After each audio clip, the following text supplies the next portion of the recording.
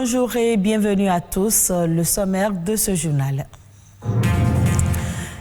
Échanger autour de la richesse culturelle du Bénin, c'est l'objectif d'une conférence à l'université d'Abomey-Calavi, une rencontre qui s'inscrit dans le cadre de la fête du Vaudou célébrée chaque 10 janvier.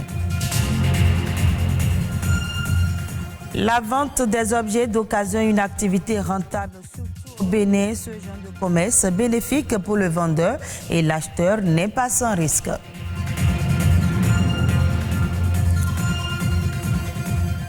Enfin, on parle de ces marques corporelles souvent qualifiées de disgracieuses. Les végétaux constituent un combat pour certaines femmes et cela prend du temps.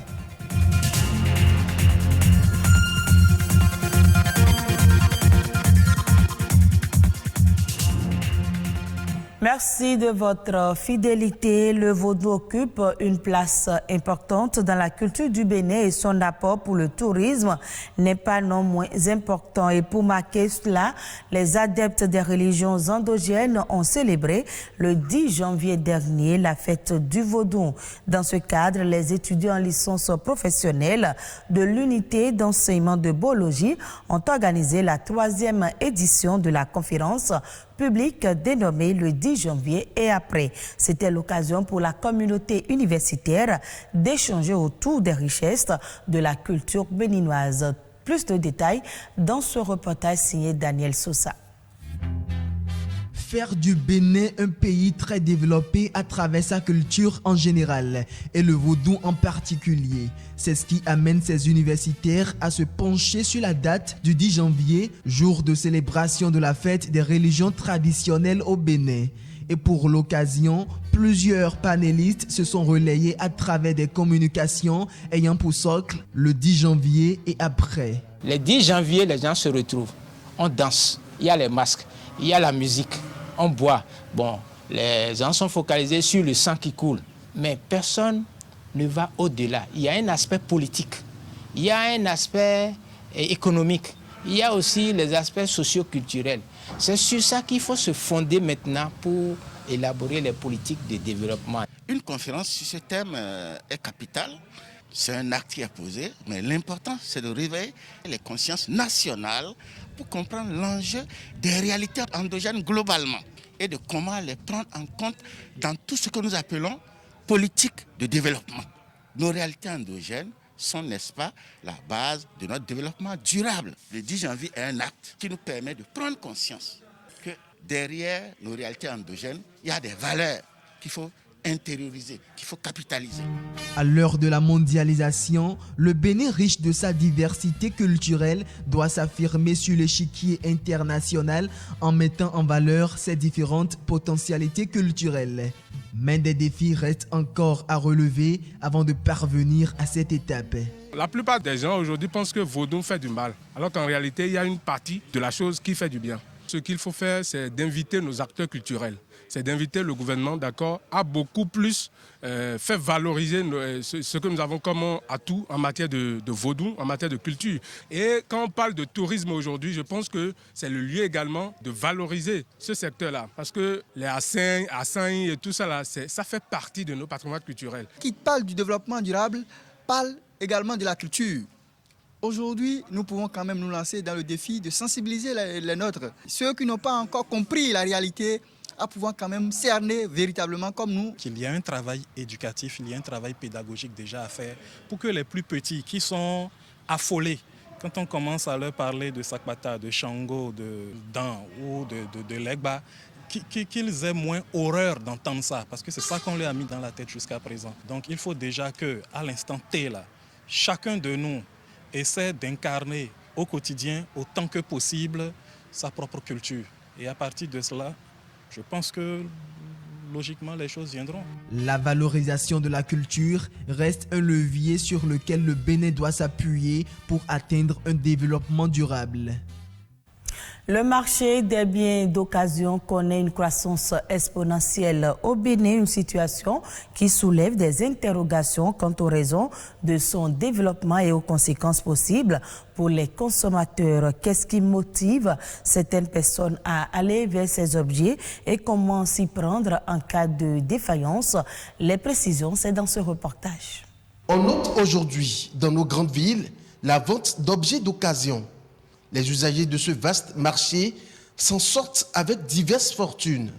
Il y a de cela 2 semaines, j'ai payé une moto pour mes soeurs pour qu'elles puissent aller à l'école. Après avoir payé la moto, le monsieur m'a tout assuré pour dire que c'est clean, mais plus tard, je me suis retrouvé à dépenser 50 000 et plus dans la moto. Sito Bada Vico garde un mauvais souvenir de cette expérience.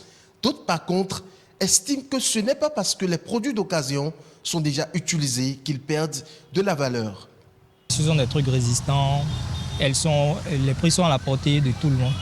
Donc ce sont des trucs qui aident et disons ceux qui n'ont pas assez de moyens pour pouvoir prendre des trucs neufs à s'en en procurer en fait. Moi j'ai payé plusieurs produits d'occasion et ça a duré. J'ai pu acheter un PC portatif en occasion. Ouais, donc pour moi j'ai eu la chance que l'ordinateur portatif marche. Pour la plupart des usagers rencontrés, derrière les objets d'occasion se cache un piège. Quelqu'un qui a déjà utilisé un truc et qui veut revendre, c'est tellement que le truc a un petit problème. Les produits d'occasion souvent se présentent sous 2 aspects. Lorsque quelqu'un décide de vendre quelque chose, soit la personne a un problème financier direct, ou soit la chose que la personne décide de vendre a un problème. Et pour éviter cet état de choses, ce type d'achat devrait se faire sous certaines conditions. Il faut premièrement s'assurer de la propriété effective de celui qui est en train de vous vendre cet élément-là. Sinon, vous pouvez être poursuivi pour recel. Deuxième élément, ce sont les risques qui peuvent arriver dans ces genres de transactions-là. C'est-à-dire, vous prenez un bien d'occasion auprès de quelqu'un, après vous constatez une certaine défaillance. Vous savez, dans les boutiques, formellement, il y a les questions de garantie où quand vous êtes dans le délai, vous pouvez repartir pour aller changer. Mais dans nos relations contractuelles, comme vous l'avez décrit tout à l'heure, ces éléments n'existent pas. Ça veut dire quoi? Lorsque ça arrive comme ça et que vous approchez de votre co-contractant qui reconnaît l'erreur, vous pouvez régler entre vous. Lorsque vous ne vous entendez pas, vous allez donc vous référer aux autorités compétentes, notamment, je veux dire, la juridiction compétente pour vous voir trancher un litige, parce que là, c'est un litige qui naît. Au-delà des réticences qu'on peut avoir et qui peuvent être difficiles à surmonter, l'achat des objets d'occasion est néanmoins à la portée du citoyen lambda. On parle maintenant des vergetures. Elles sont souvent associées à la grossesse, mais elles touchent en réalité une immense majorité de femmes. Ce sont des lésions cutanées profondes qui apparaissent suite à une rupture des fibres élastiques et collagènes. S'il est particulièrement difficile d'agir sur les vergetures installées, des astuces existent pour les faire disparaître, selon le dermatologue Franck Yedomon. Les vergetures, c'est des troubles trophiques de la peau, qui entraînent des fractures au niveau du derme. Vous avez l'individu qui, à cause d'une forte prise de poids, ou bien donc alors d'une maigreur relative qui est rapide, va développer donc alors des fractures au niveau donc alors de l'étirement de la peau. Ces fractures sont les vergetures. Les vergetures ne sont pas une maladie à risque de donner des complications. La seule complication, c'est le caractère esthétique. Ensuite, il y a un phénomène important aussi qu'il faut dire, c'est l'utilisation de produits éclaircissants. Vous avez des crèmes, des produits qui sont vendus dans les pharmacies, dans les marchés, dans les boutiques, en général, qui peuvent contenir des corticoïdes. Et donc, vous allez voir que les femmes qui se dépigmentent, qui sont minces, qui n'ont aucune prise de poids, qui n'ont aucun facteur, cette dépigmentation, donc alors, en créant l'atrophie cutanée, peut multiplier les vergetures. Il y a 3 types de traitements. Il y a d'abord des crèmes qui sont proposées à base d'oxacéprol, qui sont utilisées et qui ne donnent pas de bons résultats. Vous avez 20% donc d'amélioration, donc ce qui est faible. Et ensuite, vous avez deux autres traitements qui marchent beaucoup plus, qui peuvent vous donner des résultats jusqu'à 80% si la vergeture est jeune. Donc, c'est la mésothérapie qui consiste à injecter donc à l'aide d'un appareil de l'acide hyaluronique au niveau donc des vergetures. Donc, en plus 5, 6, 7 séances, vous pouvez avoir une amélioration jusqu'à 80%. Et vous avez ensuite une deuxième technique qu'on appelle la carboxythérapie, qui est utilisé, qui consiste à injecter en général du monoxyde de carbone dans le derme. Et donc quand vous le faites comme ça, tout le derme donc, se remet donc alors en fonctionnement et produit donc de l'oxygène qui est très bien pour la production des fibres collagènes qui viennent combler cela. Les autres informations qui ont marqué l'actualité nationale, c'est dans la Nation en bref. C'est une compilation réalisée par Ulvaeus Balogun.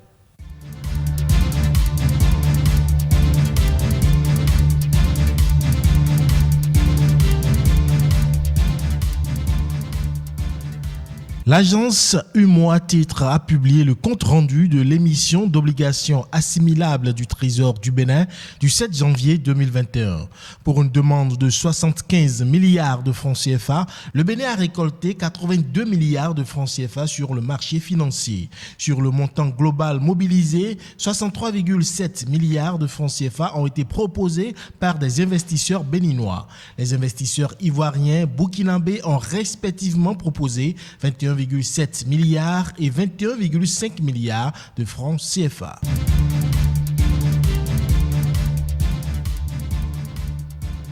De nouveaux éléments ont été introduits dans la loi portant régime juridique du bail à usage d'habitation domestique en République du Bénin par les députés en plénière le 7 janvier dernier. Il s'agit de la location d'immeubles avec l'option d'achat et le plafonnement de la commission de l'agent immobilier communément appelé démacheur à au plus 50% du loyer mensuel payé par le demandeur de service, c'est-à-dire le locataire ou le propriétaire.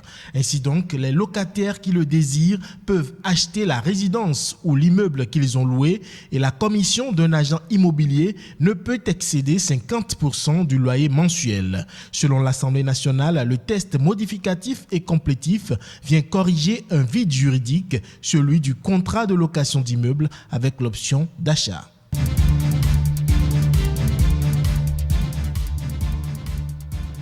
Le ministre de l'économie et des finances, Romuald Ouadani, à travers une note circulaire, a ordonné l'acceptation des pièces délivrées par l'Agence nationale d'identification des personnes ANIP pour toute opération dans les institutions financières. Selon la note, l'acte de naissance biométrique, le certificat national d'identification personnelle et la carte nationale d'identité biométrique sont des documents officiels de la République du Bénin, conformément à la loi numéro 2017-08 du 19 juin 2017 portant identification des personnes physiques en République du Bénin et ses décrets d'application. Cette carte, à en croire le ministre, est instituée pour un usage multifonctionnel, notamment les formalités bancaires.